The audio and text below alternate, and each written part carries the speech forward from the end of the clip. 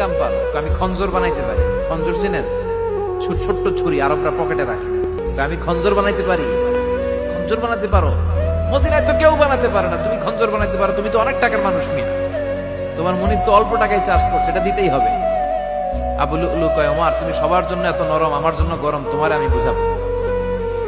সে বাড়িতে যে একটা খঞ্জর বানালো, মাকবাদাতুহু ফি ওয়াসাতিন, যে খঞ্জরের হ্যান্ডেল হচ্ছে মাঝখানে, দুই দিকে ধারালো ছুরি। সেটা ধার দেয় আর কয়, ওমর তোরে আমি বুঝাবো।